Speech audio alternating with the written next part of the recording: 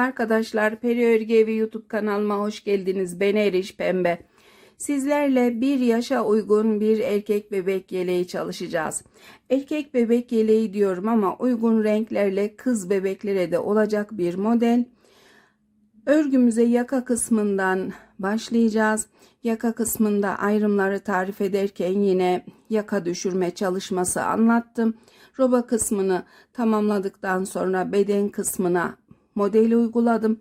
Modelimin anlatımı kanalımda bir video olarak var. Daha önce 3 renkli olarak çalıştığım bu modeli bu yeleğimizde de sade renkli olarak çalıştım. Örgüye yeni başlayan arkadaşlar da oldukça rahat yapabilir.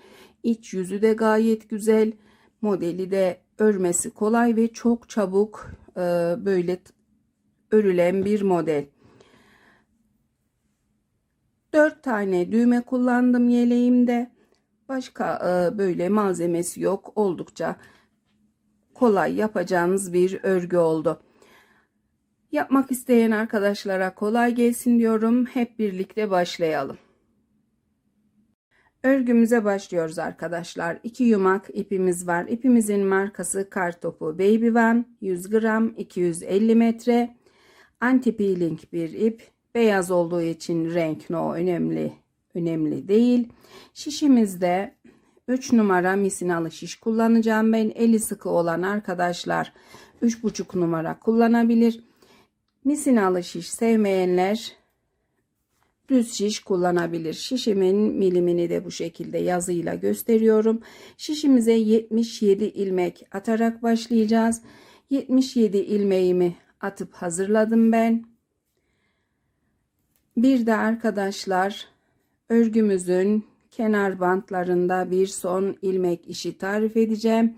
2 ilmekten oluşan bir iş bu. Gayet güzel bir bandınız olacak. Eğer yapmak istemezseniz haroşayı nasıl son ilmeği nasıl örüyorsanız o şekilde de örebilirsiniz zor gelirse.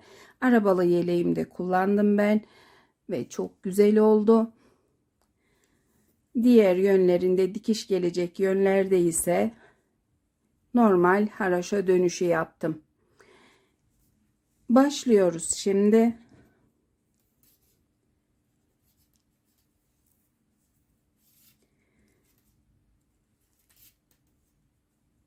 İlk ilmeğimi örüyorum. Daha sonra ilmeklerimi haroşa örmeye başlıyorum. Düz ve ters yüzden her iki yönden ters örerek haroşa örgü yapacağız.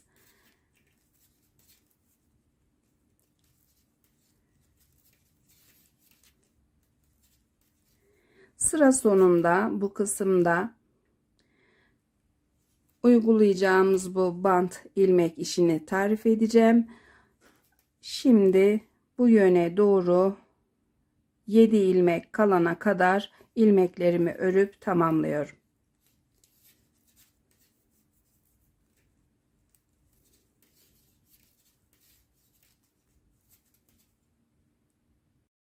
Sıra sonundayım. Sol yöndeki şişimde 2, 4, 6, 7 ilmek var. 2 ilmek kalana kadar örüyorum.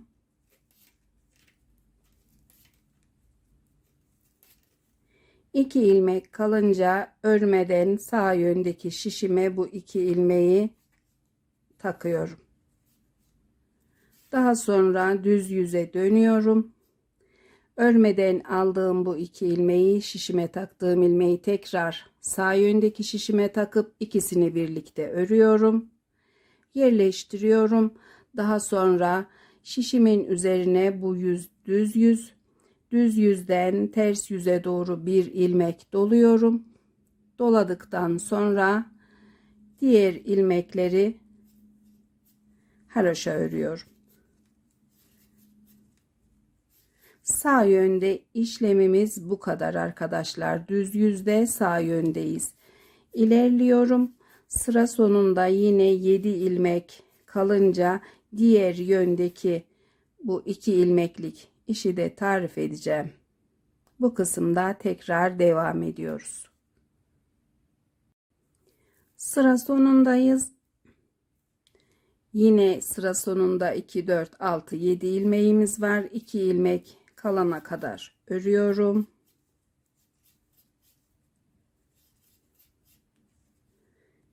İki ilmek kalınca sol yöndeki şişimde ikisini de örmeden sağ yöndeki şişime takıyorum. Daha sonra ters yüze dönüyorum. Örgümüzün ipi bu yönde. 2 ilmeği şişime alıyorum. İkisini birlikte örüyorum. İpimi yerleştiriyorum. Daha sonra düz yüzden ters yüze doğru şişimin üzerine bir ilmek doluyorum. İlmeğimi doladıktan sonra diğer ilmeklerimi haroşa örüyorum. 2 tane ilmeği birlikte ördüğümüzde eksilecek diye düşünmeyin arkadaşlar. Tekrar bu doladığımız ilmek birlikte ördüğümüz ilmeğin yerine dolamış oluyoruz. Özellikle kenar bantlarında son ilmekler düzgün olmuyor diyen arkadaşlar için gayet ideal bir iş. Yine devam ediyorum. Diğer yönde 7 ilmek kalana kadar örüyorum. Ters yüzde sıra sonundayız. Yine 2 ilmek kalana kadar ilmeklerimizi haroşa örerek tamamlıyoruz. Doladığım ilmek ve kenar ilmeğim var. Doladığım ilmeğimi şişime alıyorum. Diğer ilmeği de örmeden ikisini de şişime aldım. Düz yüze dönüyoruz. Örgünün ve bu 2 ilmeği sağ yöndeki şişimize takıyoruz. İkisini birlikte düz örüyoruz. İpimizi biraz yerleştiriyoruz. Daha sonra eksilen ilmeğin yerine örgümüzün düz yüzünden ters yüze doğru bir ilmek doluyoruz. Daha sonra diğer ilmekleri haroşa örüyoruz.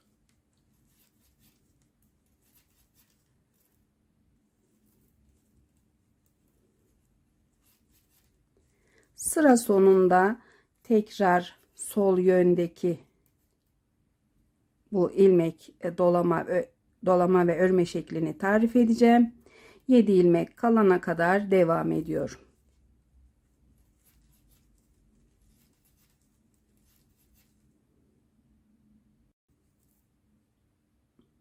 Sol yönde 7 ilmeğim var.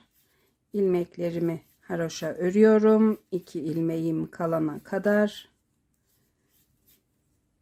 2 ilmeğim kalınca bir tanesi doladığım ilmek, bir tanesi de kenar ilmeği, ikisini birlikte örmeden sağ yöndeki şişime alıyorum. Ters yüze başlıyorum. Şişimi ilmeklerimin içinden takıyorum. İkisini birlikte örüyorum. İpimi yerleştiriyorum. Daha sonra düz yüzden ters yüze doğru bir ilmek doluyorum. Devamında diğer ilmekleri haroşa örmeye başlıyorum. Azıcık minicik kendini belli etmeye başladı bu yaptığımız işlem. Diğer örgüde gayet belli arkadaşlar. İlerlediğimizde bant kısımlarındaki son ilmeklerimiz düz yüzden böyle görünecek. Devam edip haroşa örgüyle ilik açma mesafesine kadar örüyorum. Daha sonra ilik açma ile tarife devam edeceğim.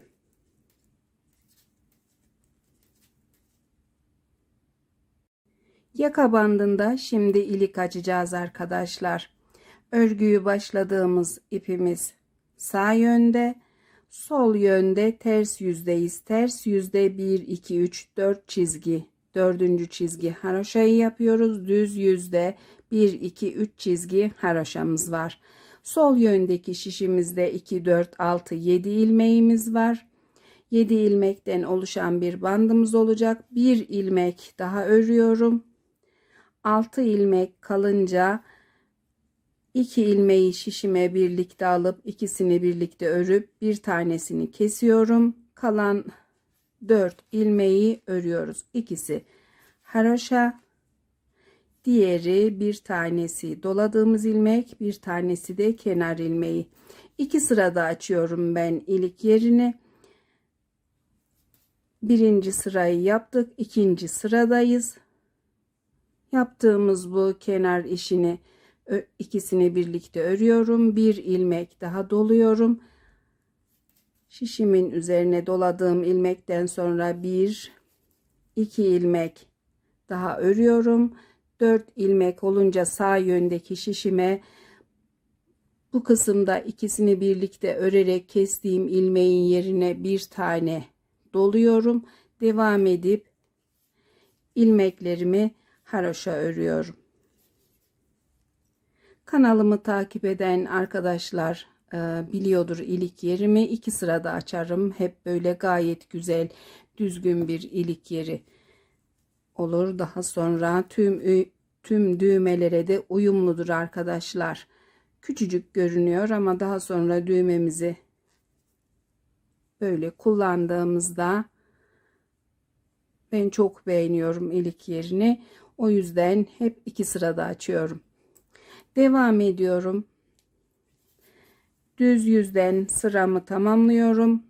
4. çizgi haroşadayım. Ters yüzden de sıramı ördükten sonra ayrımlarımıza ve yaka düşürme işlemlerine başlayacağız.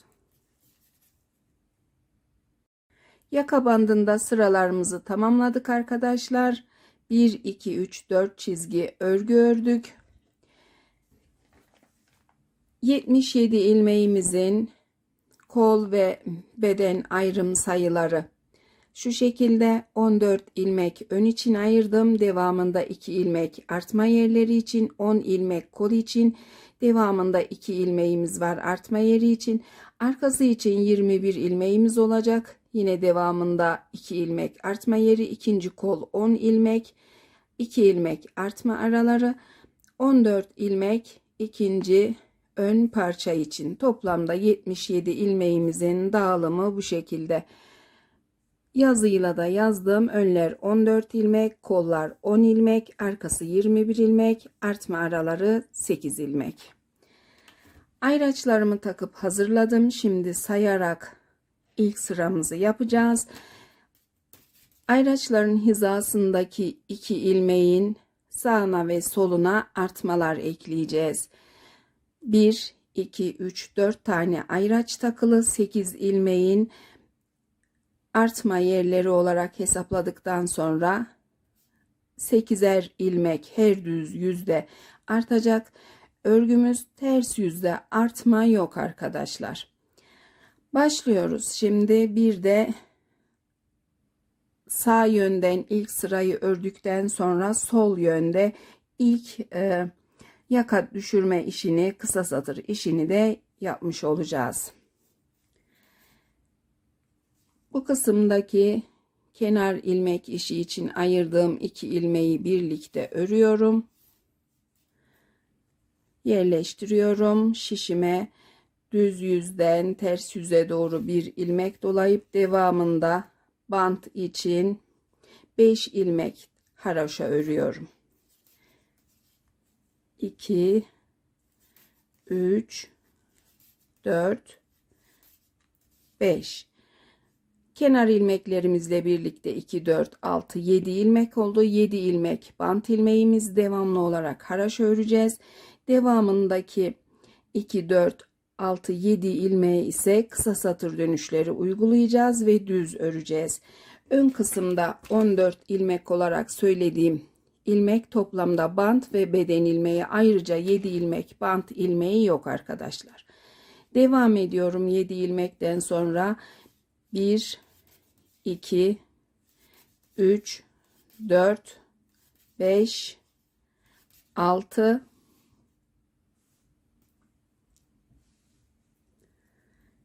7 ilmek düz ördüm. 7 ilmek düz ördükten sonra artma için bir önceki sıranın düz ilmeğini alıyorum.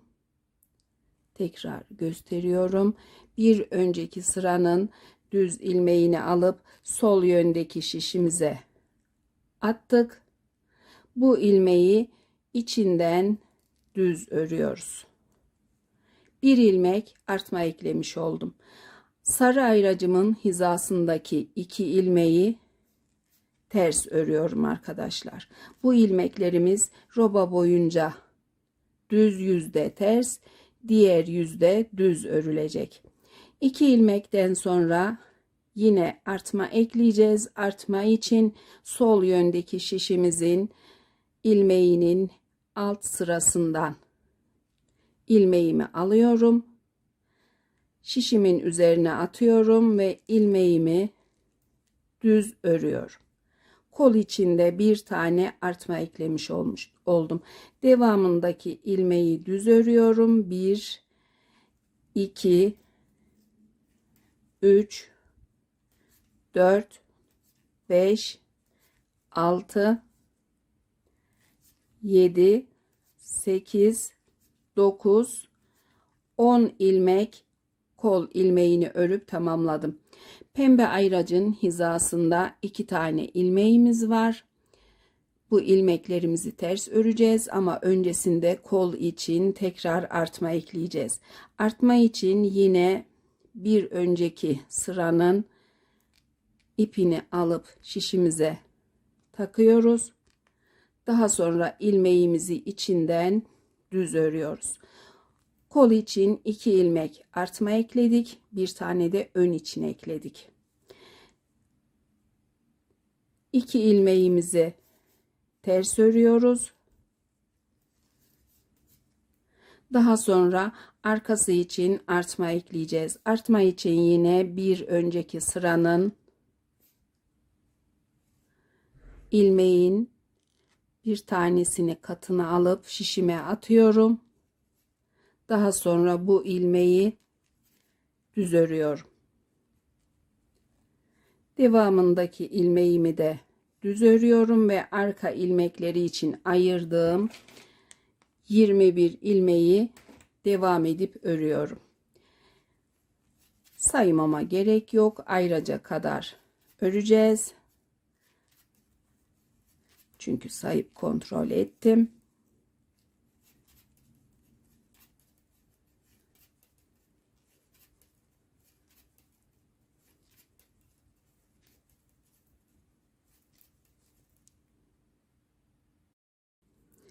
Pembe ayraca kadar arka kısmın ilmeklerini düz örerek tamamlıyoruz.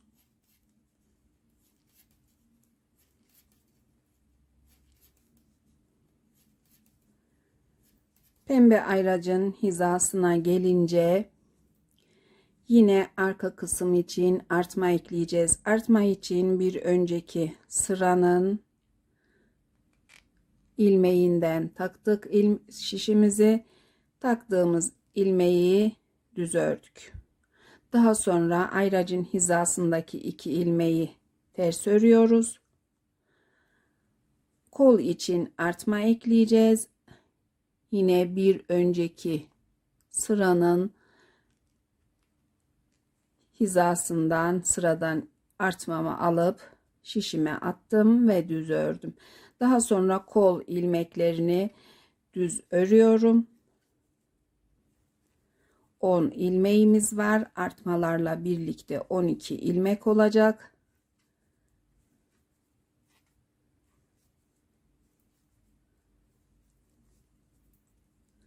Mavi ayracın hizasına gelince kol için artma ekleyeceğim. Yine bir önceki sıradan şişimi taktım ve ilmeğimi içinden düz ördüm. Kol kısmında 12 ilmeğim oldu. Ayracın hizasındaki 2 ilmeği ters örüyorum. Daha sonra ön için artma ekliyorum. Bir önceki sıradan ilmeği alıp şişime taktım. Düz ördüm. Artmamı eklemiş oldum. Bir ilmek düz örüyorum. Daha sonra ön ilmeklerinden bir ilmek daha örüyorum. Sol yöndeki şişimde 2, 4, 6, 8, 10, 12 ilmek kaldı. 12 ilmeği şişimde bırakıyorum. Örgünün ters yüzüne dönüyorum. Ters yüze başlarken son ördüğüm ilmeği sağ yöndeki şişime alıyorum. Daha sonra ipimi ters yüzden düz yüze doğru örgünün üzerinden atıp ilmeğimi yerleştirip ikili ilmek gibi yapıyorum. Bu kısımdaki ilmeklerimiz bekleyecek. Her seferinde birer ilmek alarak bir daha sonra ilmeğimize göre hesaplayacağız. Yaka düşürme yapacağız bu şekilde arkadaşlar. Bu ikili ilmekten sonra 1 2 ilmek ters örüyorum. Ayracın hizasındaki 2 ilmeğimiz ters yüzden düz örülecek. 1 2 ilmek düz ördüm. Daha sonra kol ilmeklerinden 12 ilmeği ters örmeye başlıyorum.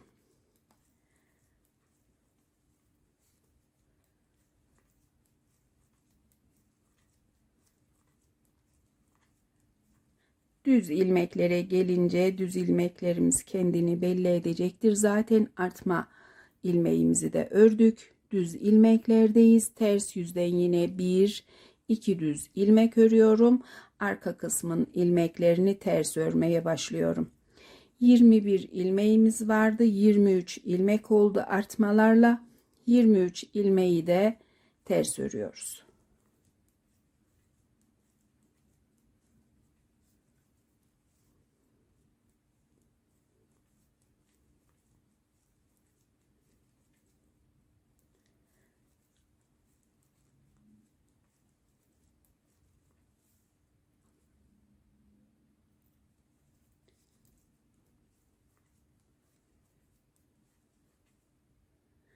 Ayracın hizasındaki 2 ters ilmekteyiz.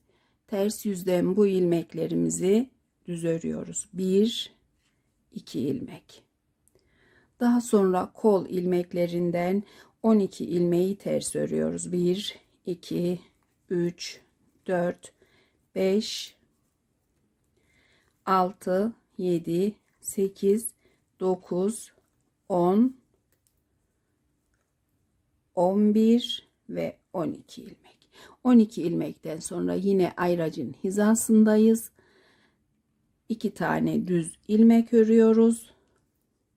Şimdi ters yüzde bu ön kısmın ilmeklerinde de yaka düşürme yapacağız. İlk 2 ilmeği, artma ilmeği ve yanındaki ilmeği ters örüyoruz. Bir ilmek daha örüyorum. Sol yöndeki şişten ve şişimde 2, 4, 6, 8, 10, 12 tane ilmeğim kaldı. 12 ilmeği şişimde bırakıp düz yüze başlıyorum. Düz yüz için son ördüğüm ilmeği alıyorum. Sağ yöndeki şişime. Daha sonra ipimi ters yüzden düz yüze doğru çevirip atıyorum. İlmek yine 2 tane gibi olunca diğer ilmekleri düz örüyorum. 1 2 ilmek düz ördüm. Ters ilmeklerin hizasında yine örgüme artma ekleyeceğim. Artma için bir önceki sıranın düz ilmeğinden sıradan bir ilmek taktım ve düz ördüm. 1 2 ilmek ters ördüm. 2 ilmek tersten sonra kol için, artma için yine bir önceki sıranın ilmeğinden ilmek takıp şişime atıp düz örüyorum. Devam edip pembe ayraca kadar kol ilmeklerini düz örüyoruz.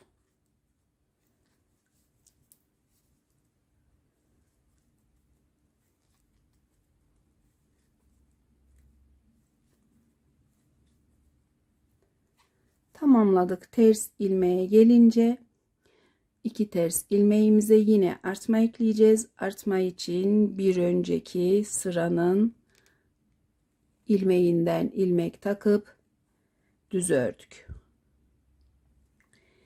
1 2 ilmek ters ördük. Arkası için artma ekleyeceğiz.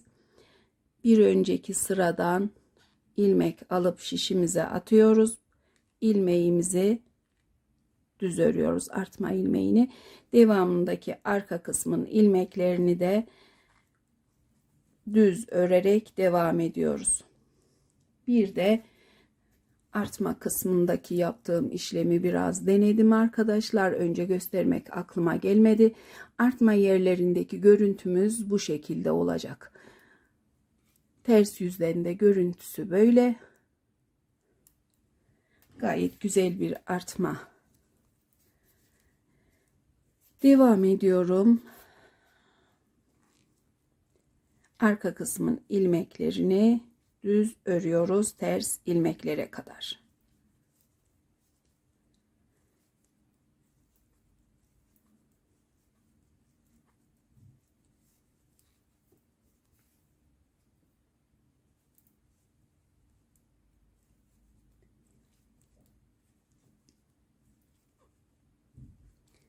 Ayracın hizasındayız. Ters ilmeklerdeyiz.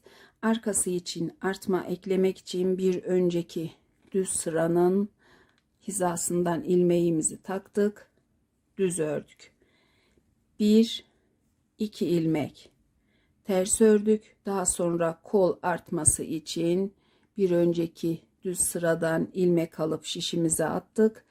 İlmeğimizi düz ördük. Kol ilmeklerini de düz örerek ilerliyoruz.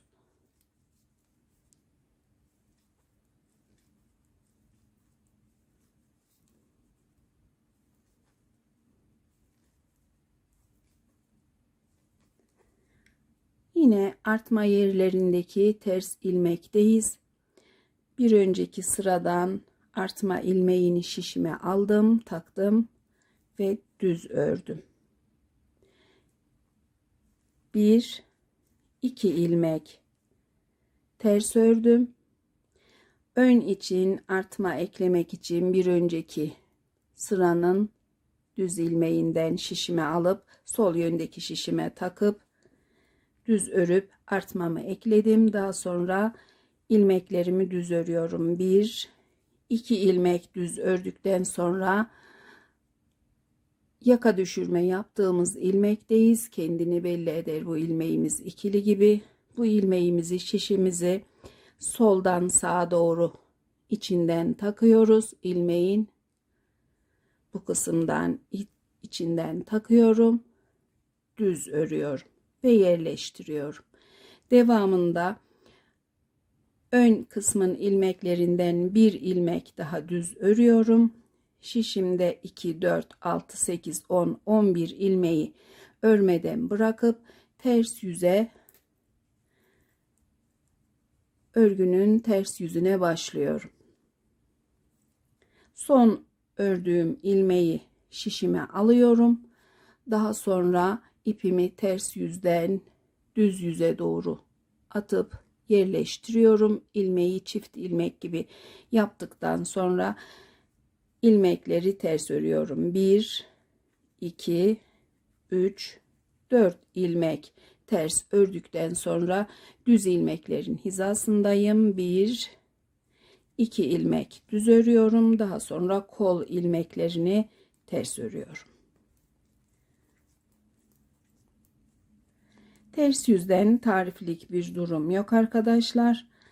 İlmeklerimiz zaten kendini belli etti. Gelişine göre ters ilmekleri ters, ikişer düz ilmekleri düz örerek ilerliyoruz. Sarı ayracın hizasında tarife devam edeceğim.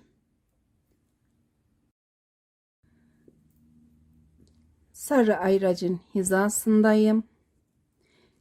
1 2 ilmek düz örüyorum. Daha sonra 1 2 3 ilmek ters örüyorum. 3 ilmek ters ördükten sonra dönüş yaptığımız ilmekteyiz. Bu ilmeği örmek için ipimi örgünün ters yüzüne atıyorum. Şişimi de düz yüzden ters yüze doğru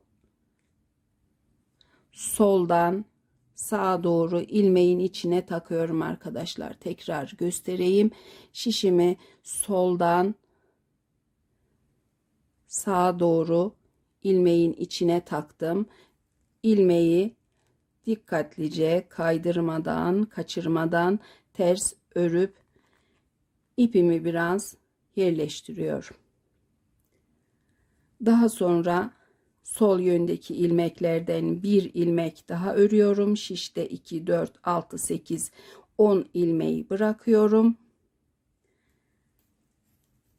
Tekrar sayıyorum. 2, 4, 6, 8, 10, 11 ilmek. 2, 4, 6, 8, 10, 11 ilmeği bırakıyorum. 10 ilmek yanlışlıkla söyledik. Son ördüğümüz ilmeği alıyoruz.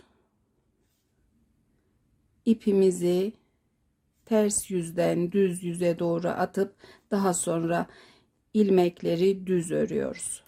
Ters ilmeğe kadar ilmekleri düz ördük. Ters ilmeğe gelince artma için bir önceki sıradan ilmeğimizi taktık. Sol yöndeki şişe düz ördük. Artmamızı eklemiş olduk. 1 2 ilmek ters ördüm. Daha sonra kol için, artma için bir alt sıradan ilmek takıp şişimin üzerine atıyorum. İlmeğimi soldan sağa doğru takıp düz örüyorum. Kol için artmayı eklemiş oldum. Devam edip kol ilmeklerini tamamlıyorum.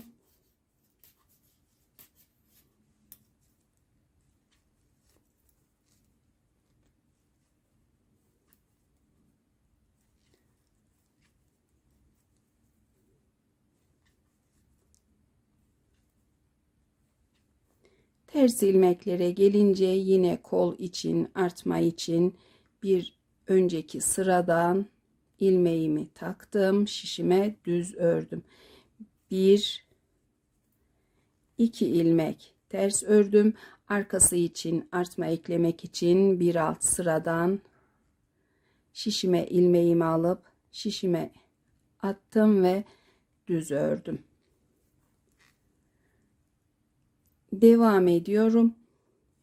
Arka kısmın ilmeklerini örüyorum. Bu kısımdaki artmalarımı ekliyorum. Daha sonra mavi ayracın hizasında tarife devam edeceğim. Mavi ilmeğin hizasındayım. Kol için, artma için bir önceki sıradan ilmeğimi takıp düz ördüm. 1 2 ilmek ters ördüm. Daha sonra ön kısmın artma ilmeği için bir önceki sıradan yine ilmeğimi alıp taktım. Düz ördüm. Devam edip düz ilmeklerimi örüyorum. 1 2 3 4 ilmek düz ördükten sonra yine dönüş yaptığımız ilmekteyiz. Şişimi soldan sağa doğru ilmeğin içine takıyorum. Düz örüyorum, yerleştiriyorum. Sol yöndeki şişimden yine bir ilmek örüyorum. 2 4 6 8 10 ilmeği şişimde bırakıyorum. Birazcık yaka oyuntusu derin olsun istiyorum. O yüzden tek tek aldım ilmekleri arkadaşlar. Daha sonra da 2 4 6 7 ilmek bant ilmeğini öreceğim. Bitirdiğim zaman bu 3 tane ilmeğe de yine dönüş uygulayacağız. Bir sonraki sırada bir ilmeği örerek döneceğim. Daha sonra 2 ilmeği örerek döneceğim. İlmekleriniz çok olursa bu kısımda 1 1 2 2 3 3 olarak da ayarlayabilirsiniz. Yuvarlak bir yaka oyuntusu vermek için az sayıyla başlayıp daha sonra sayıları çoğaltabilirsiniz. Son ördüğüm ilmeği aldım. İpimi ters yüzden düz yüze doğru atıp ilmeğimi yine yerleştirdim. Daha sonra ilmekleri ters örüyorum. Ters ördükten sonra düz ilmeklerime gelince 2 ilmeğimi düz örüyorum.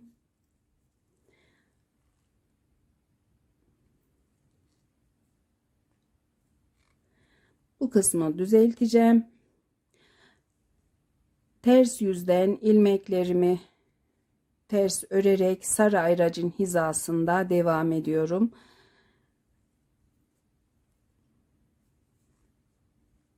Kaçan ilmeğimi düzeltip devam edip sıramı tamamlıyorum. Sarı ayracın hizasındayım. 1 2 ilmek düz ördüm. Daha sonra 1 2 3 4 5 ilmek ters ördüm. 5 ilmek ters ördükten sonra yine döndüğümüz ilmeğin hizasındayız. İpimizi ters yüze atıyoruz. Şişimizi soldan sağa doğru ilmeğin içinden takıp ilmeği dikkatlice ters örüp şişimizden çıkarttık. İlmeği yerleştirdik. Sol yöndeki şişimizden bir ilmek daha örüyoruz. 2 4 6 8 10 ilmeği şişimizde bırakıp düz yüze örmeye başlıyoruz. Son ördüğümüz ilmeği alıyorum şişime, sağ yöndeki şişime, ipimi daha sonra ters yüzden düz yüze doğru atıp ilmeklerimi düz örüyorum. Düz ilmekleri tamamlayınca ters ilmeğe gelince bir önceki sıradan artma için ilmek takıp sol yöndeki şişime taktım ve düz ördüm. 1 2 ilmek ters ördüm. Kol artması için bir alt sıradan, bir önceki sıradan ilmeği aldım. Şişimin üzerine atıp düz ördüm. Devam ediyorum. Pembe ayracın ve ikinci pembe ayracın hizasında artmalarımı ekleyip mavi ayracın olduğu bu bölümde tarife devam edeceğim. Mavi ayracın olduğu bölümdeyim. Son ilmeğimi örüyorum. Ördükten sonra bir önceki sıradan ilmek takıp ilmeğimi düz örüyorum. 1 2 ilmek ters örüyorum. Daha sonra ön kısmın ilmeklerinden bir ilmek takıyorum. Artma için ilmeğimi eklemiş olduğum kalan ilmekleri düz örüyorum.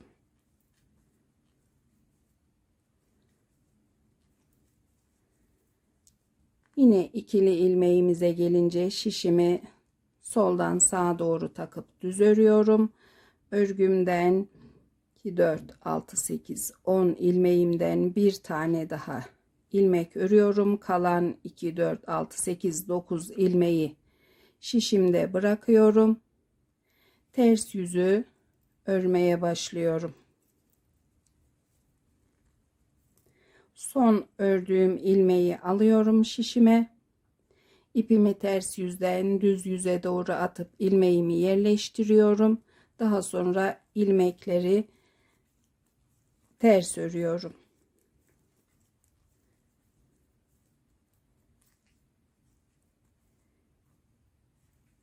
İki tane düz ilmeğe gelince bu iki ilmeğimi düz örüyorum. Devam ediyorum ters yüzden sırama. Sarı ayracın olduğu bu kısımda tarife devam ediyorum. Ters yüzde sarı ayracın hizasındayım. 2 düz ilmeğimi örüyorum. Daha sonra ilmeklerimi ters örüyorum.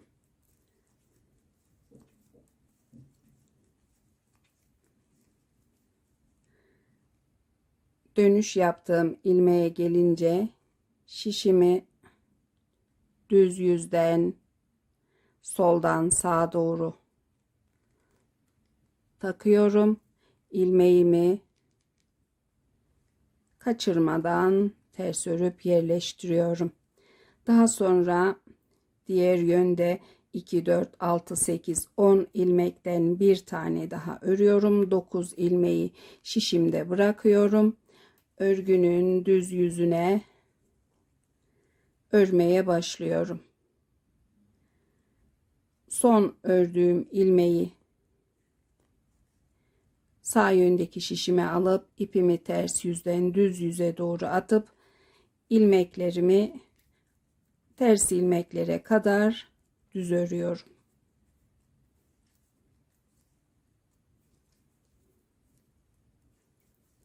Ters ilmeğime gelince yine bir önceki sıradan bir ilmek alıp şişimin üzerine takıyorum.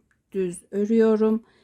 1 2 ilmek ters örüp kol için bir önceki sıradan ilmek takıp sol yöndeki şişime atıp ilmeği düz örüp artmama eklemiş oldum. Devam edip mavi ayracın olduğu kısımda tarife başlıyorum. Mavi ayracın olduğu bölümdeyim. Son olarak 2 ters ilmeğimi ördüm.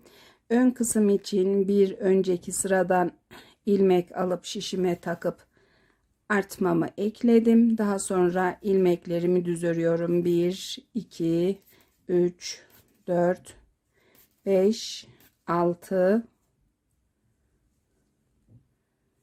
7 8 ilmek düz örünce yine dönüş yaptığımız ilmeğin kısa satır dönüşü ilmeğinin hizasındayız. İlmeğimize şişimizi soldan sağa doğru takıp düz örüp yerleştiriyoruz. Sol yöndeki şişimizde 2 4 6 8 9 ilmek var. 9 ilmekten 1 2 ilmek örüyorum. 7 ilmeği şişimde bırakıyorum. Diğer yöne, ters yöne örgümü çeviriyorum. Son ördüğüm ilmeği alıyorum. Sağ yöndeki şişime ipimi örgünün ters yüzünden düz yüzüne doğru atıyorum. Daha sonra ilmeklerimi ters örerek ters yüzden sırama başlıyorum. Düz ilmeklere kadar devam ediyorum. Düz ilmeklere gelince 2 ilmeğimi düz örüp kol ilmeklerini de ters örmeye başlıyorum. Ters yüzden sırayı devam ediyorum. Sarı ayracımın olduğu bu kısımda tarife devam edeceğim. Sarı ayracın hizasındayız. 2 tane düz ilmeğimizi örüyoruz. Daha sonra ters ilmekleri örmeye başlıyoruz. 1 2 3 4 5 6 7 8 ve 9. ilmeği ördükten sonra yine ikili gibi ilmeğimizdeyiz. İpimi örgünün ters yüzüne atıyorum. Şişimi düz yüzden soldan sağa doğru ilmeğin içine takıp ilmeğimi dikkatlice ters örüp iplerimizi biraz yerleştiriyoruz.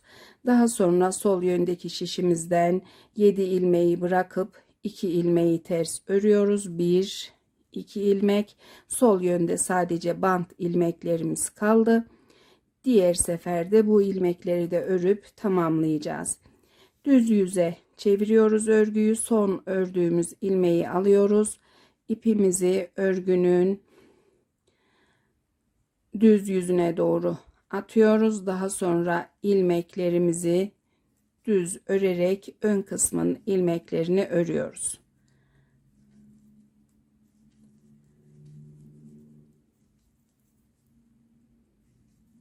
Düz ilmekleri tamamlayıp ters ilmeklere geldiğim zaman artma için bir önceki sıranın ilmeğinden ilmek alıp takıp örüyorum. Artmamı eklemiş oluyorum. Daha sonra 2 ters ilmek ve kol için bir önceki sıradan ilmek alıp şişimize atıp düz ördük. Kol içinde artmayı ekledik. Sıraya devam ediyorum. Pembe ayraçların olduğu bölümde artmaları ekleyip yine mavi ayracın hizasında tarife devam ediyorum. Mavi ayracın olduğu kısımdayım. Kol için artma ekledim. Devamında 2 ilmek ters örüyorum. Ön için artmamı ekliyorum. Daha sonra ilmekleri düz örerek ilerliyorum.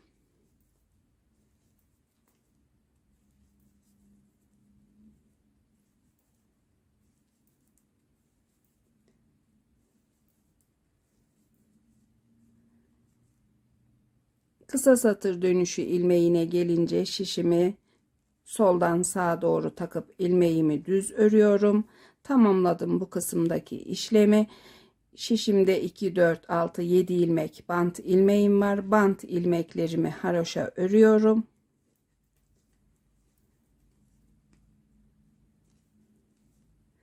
Son 2 ilmeği, doladığım ilmeği ve kenar ilmeğini şişime alıyorum. Örgünün ters yüzüne başlıyorum. Kenar ilmeği ve doladığım ilmeği şişime alıp ikisini birlikte örüyorum, yerleştiriyorum. Daha sonra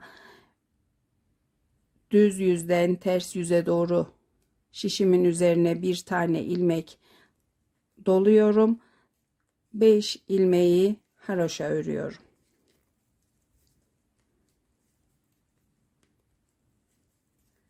Beş ilmeği tamamlayınca bandımı da tamamlamış oldum. 7 ilmeklik 1, 2, 3, 4, 5.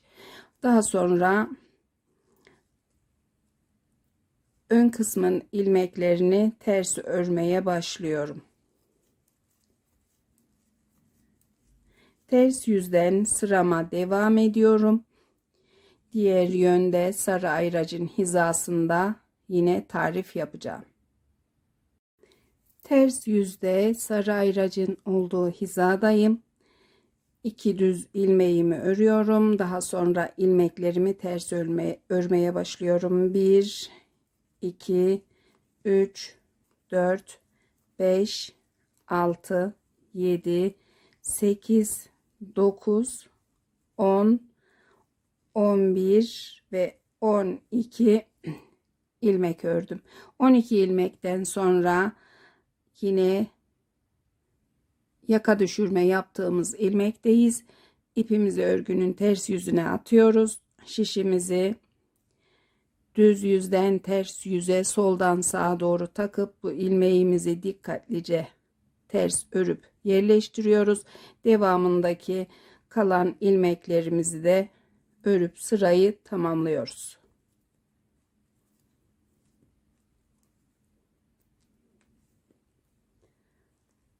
Tamamladık yaka düşürme işlemini arkadaşlar. Şişimi çekip size nasıl bir örgü yaptığımızı göstermek istiyorum.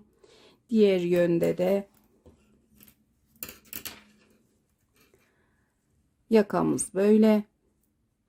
Daha kullanışlı olması için yaka düşürme uyguladık. Küçük bebek olduğu için bu kısmın yukarı gıdısına, çenesine dayanmasını istemiyorum. Ama zor gelirse bu işlemleri yapmadan olduğu gibi ayrımlardan sonra tamamını ilmeklerin örerek artmaları yapabilirsiniz. Roba kısmında şimdi 1, 2, 3, 4 yerde artmalarımızı ekleyerek devam edip robamızda ilerleyeceğiz. Yeterli ilmek sayısına ve örgünün büyüklüğüne geldiğimizde tarife devam edeceğim.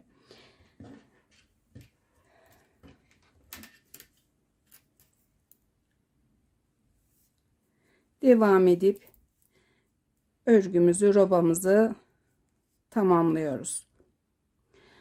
Yeterli ilmeklere geldiğimde kol kısmındaki haroşa çizgilerin tarifiyle devam edeceğim. Yeleğimde ilerledim arkadaşlar. Şimdi kol kısmına haroşa çizgi örmeye başlayacağız. Ölçü olarak ilmeklerimi söyleyeceğim. Bir de bu kısımdaki haroşa çizgileri sayacağız. Ön kısımda haroşa çizgilerimizin sayısı 2, 4, 6, 8, 10, 12, 14, 15 çizgi. 15 çizgi haroşa ile ön kısımdaki ilmek sayısı ise 2, 4, 6, 8, 10, 12, 14, 16, 18, 20, 22, 24, 26, 28, 30 ilmek. Ön kısımda 30 ilmek olunca 16 tane artma yapmak demek bu. Haroşa kısımları kol kısmına yaparken artmalarımıza devam edeceğiz. Bir de arkadaşlar ikinci ilik yerine yaklaştık. İlik yerlerini 13 çizgi haroşa ile açacağım. Şimdi 2, 4, 6, 8, 10, 11 çizgi oldu. 13 çizgi olduğunda ikinci ilik yerini de açacağız. Ön kısmı düz ilmekle öreceğiz. Bu kısmı banttan sonra kol kısmına ise haroşa örgüye başlayacağız. Bant ilmeklerimi örüp tamamlıyorum.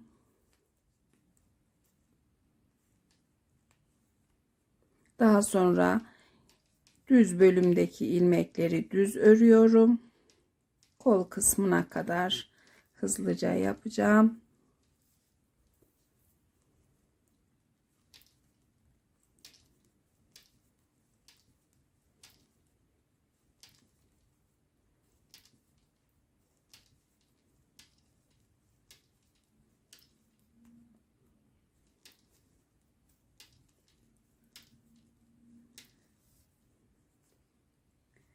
Tamamladım ön kısmın ilmeklerini, tekrar artma ekliyorum bir alt sıradan.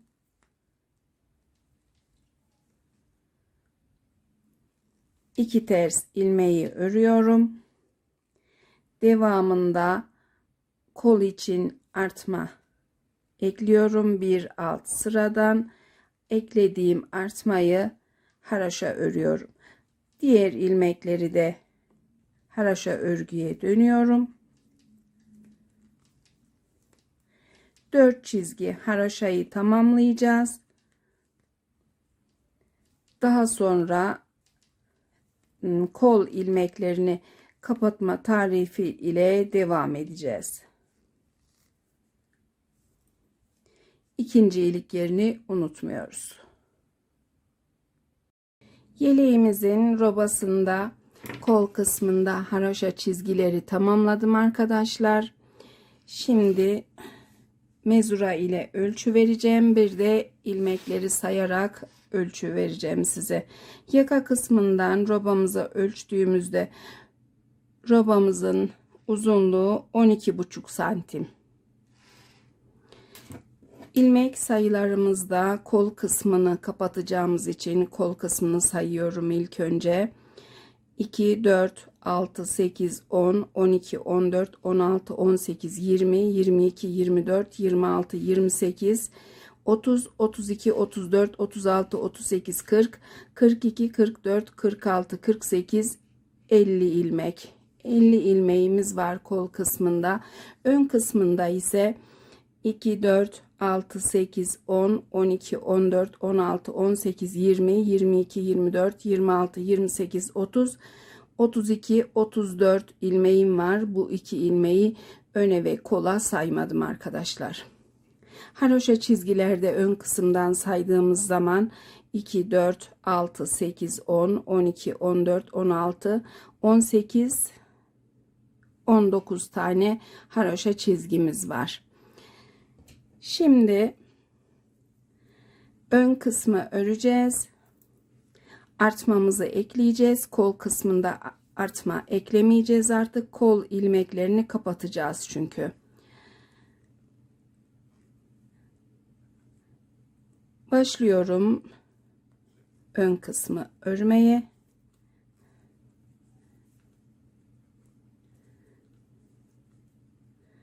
Bant ilmeklerimi tamamladıktan sonra Ön kısımdaki ilmekleri de haroşa örmeye başlıyorum.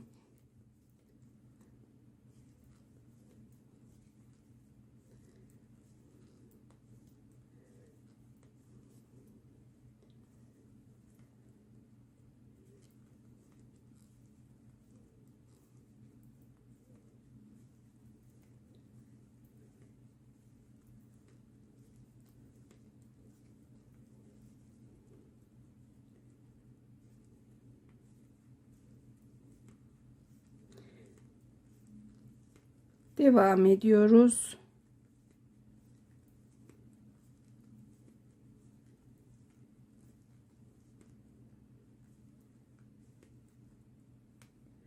Son ilmeğimi ördükten sonra ön için yine bir artma ekleyeceğim.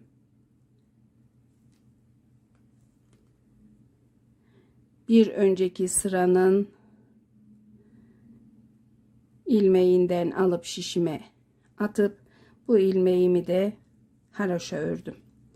Daha sonra bu kısımdaki 2 ilmeğimizin bir tanesini ön kısım için örüyoruz. Bir tanesini kol ilmeklerine ilave edip kesim yapıyoruz.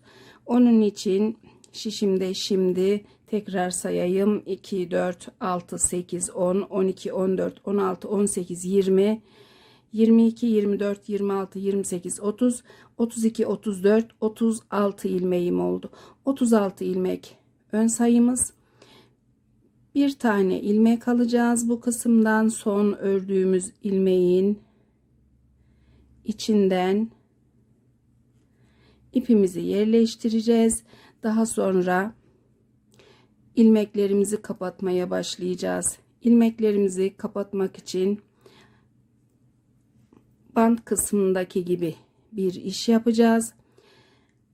Tığımdaki ilmeğimi tutuyorum. Daha sonra bir ilmek atıyorum, tığımın üstüne doluyorum. Kol ilmeklerinden ilk ilmeği haroşa örüyorum. Daha sonra ördüğüm ilmeği tığımdaki 2 ilmeğin içinden kaydırıyorum. Tekrar tığıma bir ilmek doluyorum. Bir ilmek kol ilmeklerinden haroşa örüyorum. Ördükten sonra tığımdaki ilmeklerden kaydırıyorum. Doladım tekrar tığıma. Bir ilmek haroşa ördüm. Tığımdaki ilmeklerden kaydırdım. Tekrar doluyorum. Kaydırıyorum. Doladım tığımın üzerine ilmeğimi. Bir ilmek kol ilmeklerinden örüp kaydırdım. Doluyorum. Bir ilmek örüp kaydırıyorum. Tekrar aynı işlemi yapıyorum. Yeniden doladım tığımın üzerine. İkisini birlikte kaydırdım. Eğer tığla yapamazsanız arkadaşlar, şişle de yapabiliriz. Şişimize ilmeği aldık. Bir ilmek doladık. Bir ilmek haroşa ördük. Daha sonra sol yöndeki şişimizin uç kısmıyla ilk önce doladığımız ilmeği, daha sonra diğer ilmeği üzerinden atıp kaydırdık. Doluyorum tekrar. Bir ilmek haroşa örüyorum. İlk önce doladığım ilmeği, daha sonra şişimdeki kenar ilmeğini üzerinden atıp kaydırıyorum. Yeniden doluyorum. Bir ilmek örüyorum. İlk önce doladığım ilmeği, daha sonra diğer ilmeği şişimin üzerinden kaydırıyorum. Yaptığımız ilmek kapatma görüntüsü böyle arkadaşlar. Çok düzgün olacak. Devam edip kol kısmının 3-4 ilmeğine kadar ilmeklerimi kapatıp tarife bu kısımda devam ediyorum.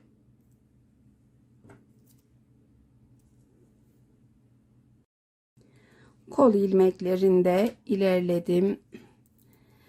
Artma kısmındaki bu 2 ilmeğimizin bir tanesine kadar aynı işlemi yaparak devam edeceğiz. Tığıma yine bir ilmek doluyorum. Kol ilmeklerinden haraşo örüp kaydırıyorum. Yeniden doluyorum. Bir ilmek daha doluyorum ve haraşo ilmeğimi örüp tığımdaki ilmeklerden kaydırıyorum. Son kol ilmeğini ördükten sonra bir tane de bu ters ilmeğimizin bir tanesini haraşo örüp kapattık. Şimdi tığımızdaki ilmeği sol yöndeki şişimize takıyoruz. Daha sonra bu ilmeğimizi ters ilmeğin önüne takacağız ve ikisini birlikte haraşo örüp ilmek kapattığımız ilmeği de kapatmış olduk. Arka kısım için bir tane artma ekleyeceğim. Bir önceki sıradan örgümün ipini alıp şişime attım. Daha sonra bu ilmeği haraşo örüyorum. Kol ilmeklerini de haraşo örmeye başlıyorum.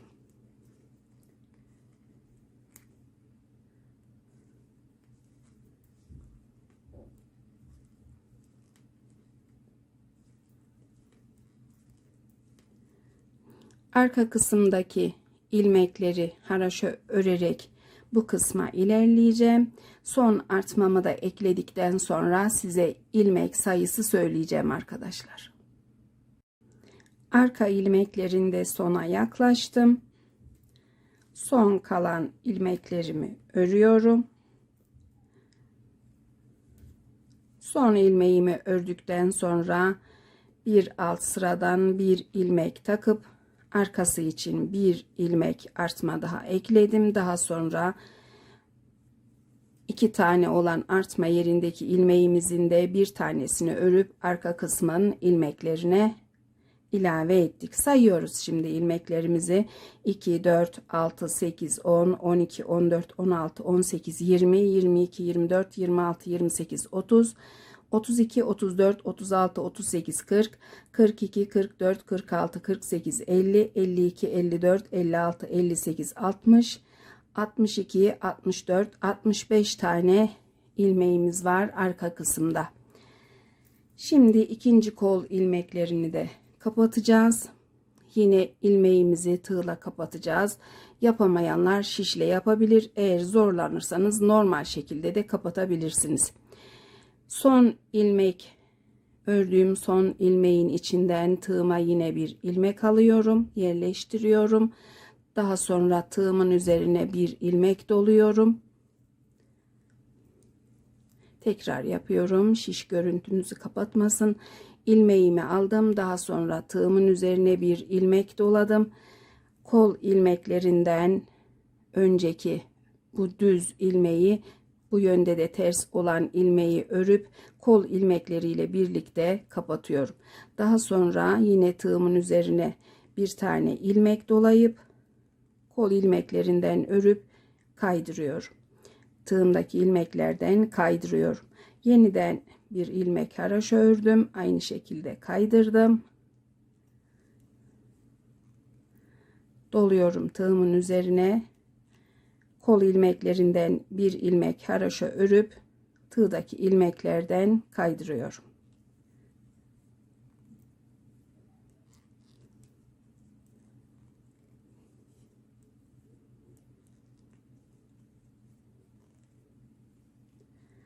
Devam edip kol ilmeklerini kapatacağım. Sol yönde kol ilmeklerinden 3-4 tane kalınca bu kısımda tarife devam edeceğim. İkinci kol ilmeklerindeyiz. Kalan son ilmeklerimizi de kapatacağız. Tığıma yine bir ilmek doluyorum. Örgümden bir ilmek haraşo örüp tığdaki ilmeklerden kaydırıyorum.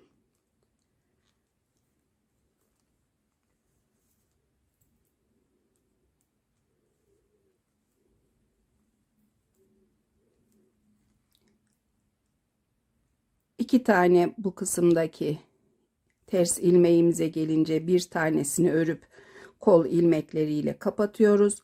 Diğer ilmeği ön kısmın ilmeklerine bırakıyoruz. İlmeğimi şişime alıyorum.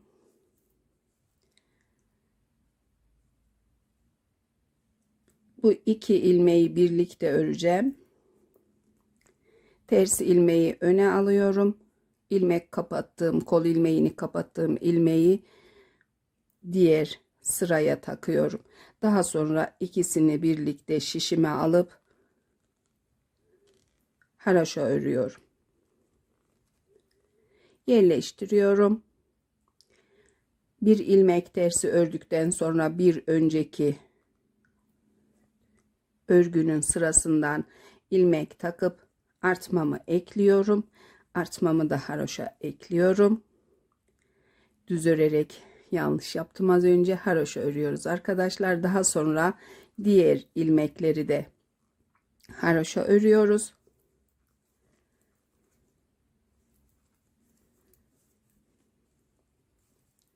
Sırayı tamamlıyoruz.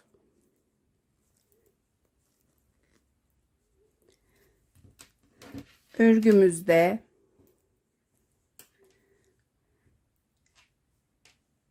beden kısmında kol ilmeklerini kapattıktan sonra 137 ilmeğimiz var. 137 ilmekle 2 çizgi haroşa olana kadar öreceğim. 2 çizgi haroşadan sonra bir sırada düz yüzden düz örgü öreceğim. Tarife devam ediyorum sıraları tamamlayınca. Sıralarımı tamamladım arkadaşlar. 2 çizgi haroşa ördüm. Bir sırada düz örgü ördüm. Düz yüzden ipim örgünün sol tarafında. Çünkü modelimiz 2 sıradan oluşacak. Ters yüzden ilk sırasını yapacağımız için bir sıra düz örgümü örüp ipimi sol yönde bıraktım. Bir de modelim için yeterli ilmeğim olduğu için hesapladım ve kol altında hiç ilmek eklemedik arkadaşlar.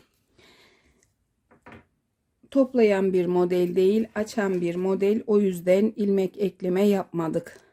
Önler 36, arkası 65 ilmek. Toplamda 137 ilmekle model kurulumu yapacağız. Modelimizde renkli çiçekler modeli. Sade renkle öreceğiz bu modeli.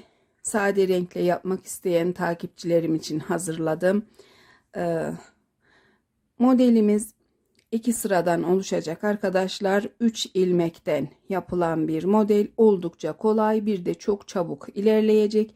Örgüye yeni başlayan arkadaşlar bile rahatlıkla yapabilir. Başlıyoruz şimdi. Düz yüzden sıramızı ördük. Ters yüzden modelimizin ilk sırasını yapacağız. Bant ilmeklerini örüyoruz.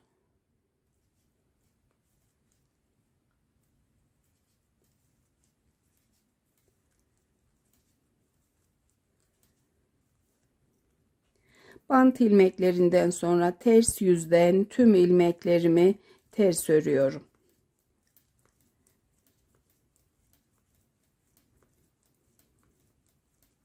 Herhangi bir işlem yok. Modelin ilk sırası tüm ilmekler ters örülecek. Düz yüzde anlatıma devam edeceğim. Ters yüzden sıramı tamamladım. Modelimin ikinci sırasındayım. Sağ yöndeki şişimde 2, 4, 6, 7 ilmek bant ilmeğim var. Şimdi model için ikinci sıraya başlıyoruz. 1, 2, 3 ilmek düz örüyorum. 3 ilmek düz ördükten sonra sol yöndeki şişimi birinci düz ilmeğe takıyorum. Bu ilmeğimi biraz genişletip diğer 2 ilmeğin üzerinden atıyorum. 2 ilmeğim kaldı. Bir ilmeği kesmiş olduk. Kestiğimiz ilmeğin yerine bir tane ilmek doluyoruz. 1, 2, 3 ilmek daha düz örüyoruz. Yine birinci ilmeği sol yöndeki şişimize alıp diğer 2 ilmeğin üzerinden atıyoruz. Tekrar bir ilmek doluyorum. 1 2 3 ilmek düz ördükten sonra yine ilk ilmeği alıp diğer ikisinin üzerinden attım. Doladım bir tane. 1 2 3 ilmek ördüm. Birinci ilmeği alıp diğer 2 ilmeğin üzerinden atıyorum. Yeniden ilmek doluyorum. 1 2 3 ilmek düz örüp yine birinci ilmeği alıp diğer 2 ilmeğimin üzerinden atıyorum. Doladım. 1 2 3 ilmek düz örüp birinci ilmeği alıp diğer ikisinin üzerinden atıyorum. Şişenizde kurulumu için 7 ilmek bant ilmeği, daha sonra 2 ilmek, doladığımız ilmek, 2 ilmek, doladığımız ilmek, 2 ilmek, dolanan ilmek. Sıraya bu şekilde örüp devam ediyoruz. Sıra sonunda bu kısımlarda tarife devam edeceğim. Model kurulumunda sol yönde sıra sonundayız. Sol yöndeki şişimizde 2, 4, 6, 8, 10, 12, 14, 16, 18, 19 tane ilmeğimiz var. Son olarak ilmeğimi 2 ilmeğin üzerinden attım. Devam ediyorum. Model için bir ilmek doluyorum. 1, 2, 3 düz ilmek örüp birinci ilmeği alıp 2 ilmeğin üzerinden atıyorum. Tekrar ilmek doluyorum. 1 2 3 ilmek düz örüp yine birinci ilmeğimi alıp diğer ilmeklerin üzerinden atıyorum. Doladım tekrar. 1 2 3 ilmek düz ördüm. İlk ilmeğe şişimi takıp diğer ilmeklerin üzerinden attım. Tekrar bir ilmek doladım. 1 2 3 ilmek düz örüp yine ilk sıradaki ilmeği şişimin üzerinden attım. Sol yöndeki şişimde 2 4 6 7 ilmek bant ilmeğim kaldı. İlmeklerimi örüp sırayı tamamlıyorum.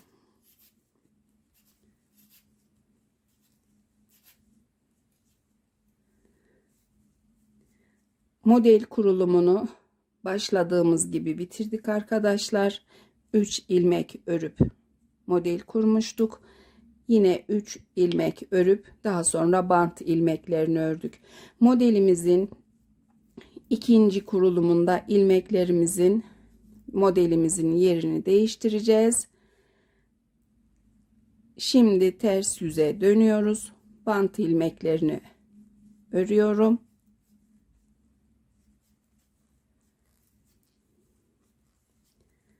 Bant ilmeklerinden sonra model ilmeklerini yine ters yüzden tüm ilmekleri ters örüyorum. Doladığım ilmekleri de çevirmeden delik olacak şekilde örüyorum. Sırayı tamamlayıp modelin ikinci kurulum aşamasının tarifiyle devam edeceğim. İkinci modelde ilmeklerimizi modeli kaydırarak yapacağız. Düz yüzde ikinci modeldeyiz. Kenar ilmeklerimi örüyorum. 7 ilmeği tamamlıyoruz.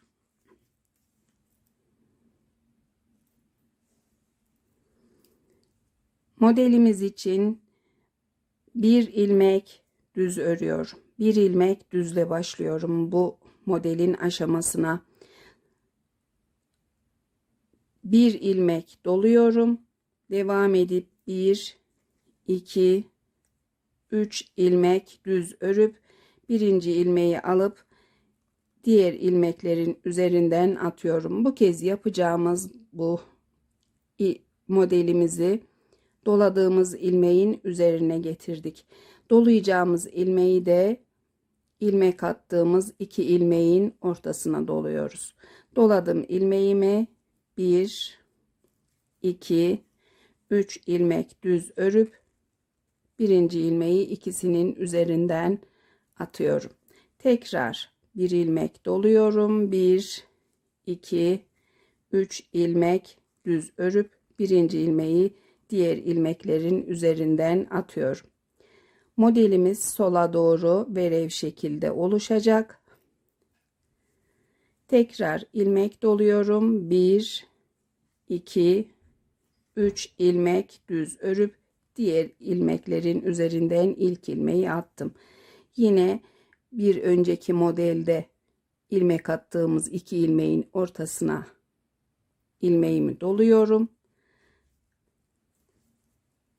3 ilmeği örüp birinci ilmeği diğer 2 ilmeğin üzerinden atıyorum. Tekrar doladım. 1 2 3 ilmek ördüm.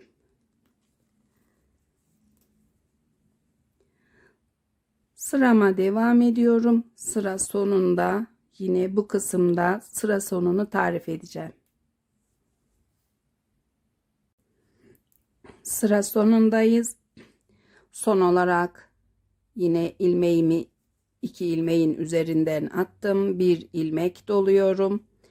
1 2 3 ilmek düz örüp ilmeğimi ilmeklerin üzerinden atıyorum. Tekrar bir ilmek doladım. 1 2 3 ilmek örüp aynı işlemi yapıyorum. Doladım. 1 2 3 ilmek ördüm. İlmeklerin üzerinden ilk ilmeği atıp tekrar ilmek doladım. 1 2 3 ilmek düz örüp ilk ilmeği diğer ikisinin üzerinden attım. Bir ilmek doluyorum sıra sonunda. Sol yöndeki şişimde 2 4 6 8 ilmek var.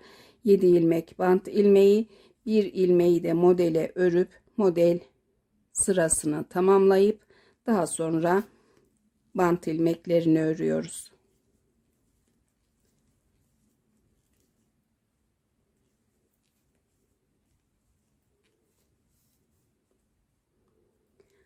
Modelimizi yine sağ tarafta kurduğumuz gibi bir ilmekle tamamladık arkadaşlar. Özellikle bu sayılarla kurmaya devam edin. Modelinizde eksilme veya çoğalma olmayacaktır model ilmeklerinde. Ters yüze başlıyoruz. Bant ilmeklerini örüyoruz.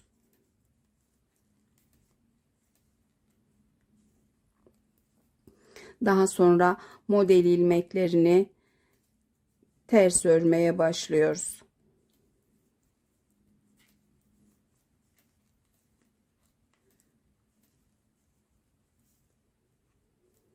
Sıramı tamamlıyorum. Düz yüzde tekrar model kurulum aşamasını tarif edeceğim. 2 tane modeli tamamladık arkadaşlar. Şimdi yeniden ilk sıradaki gibi model kurulumu yapacağız.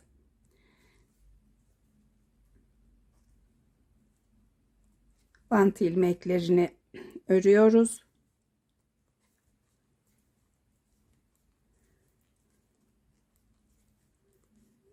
Yedi ilmeği örüp tamamladım. 7 ilmekten sonra 1 2 3 ilmek düz örüyorum. İlk düz ilmeği şişime alıp diğer 2 ilmeğin üzerinden atıyorum. İlk sıradaki modelin hizasında 3. modelimiz. Bir ilmek doluyorum. 1 2 3 ilmek düz örüp yine birinci düz ilmeği alıp diğer ilmeklerin üzerinden atıyorum. Tekrar doluyorum. 1 2 3 ilmek örüp birinci ilmeğimi alıp ilmeklerin üzerinden attım. Doladım. 1 2 3 ilmek örüp diğer ilmeklerin üzerinden atıyorum. 1 2 3 ilmek örüp ilk ilmeği diğer ilmeklerin üzerinden attım. Yeniden doladım. 1 2 3 ilmek.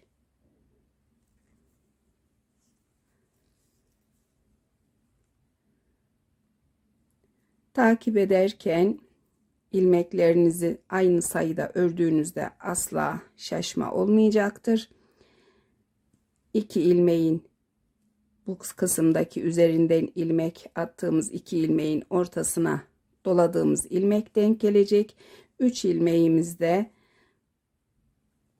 delik olan kısmın üzerine denk gelecek. Bu kısımdaki ilmeğin sağında ve solunda birer ilmek olacak. Modelimize devam ediyoruz. Biraz ilerlediğinde nasıl durduğunu tekrar genişliğini göstereceğim.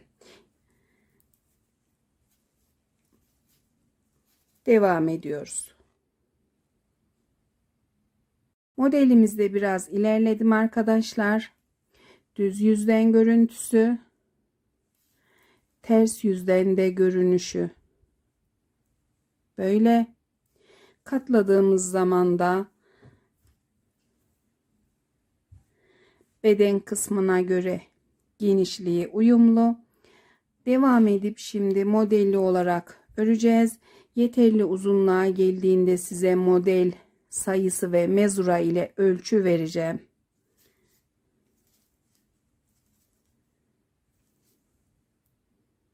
Devam ediyorum.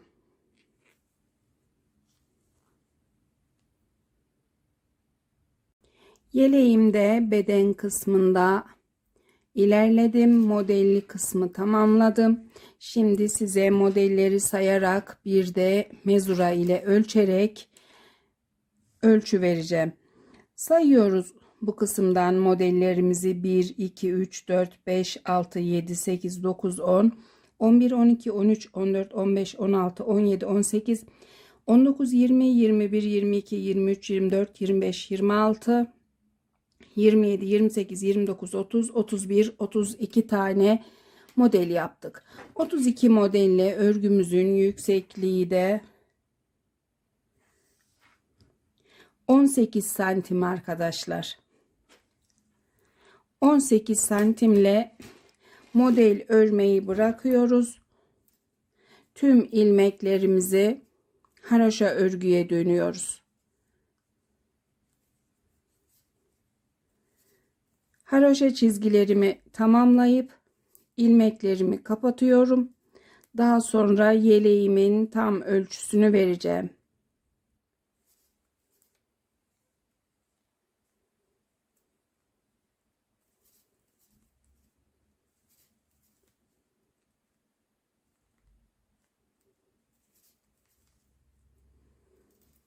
Yaka kısmında ve kol kısmındaki gibi 4 çizgi haroşa yapıp ilmeklerinizi kapatabilirsiniz.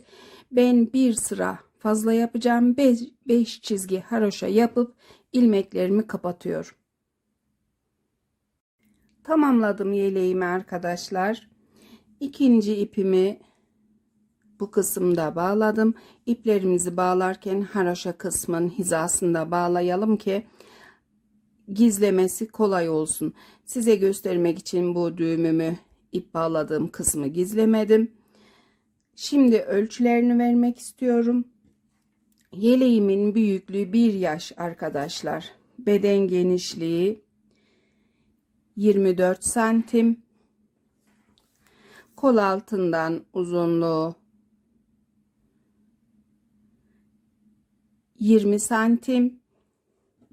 Tüm beden uzunluğu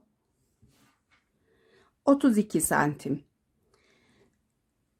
Tabii ki giyecek bebeğin bünyesi de fark edecektir ama genel olarak büyüklüğü yeleğimizin 1 yaş oldu. Zaten 1 yaş için planlamıştım.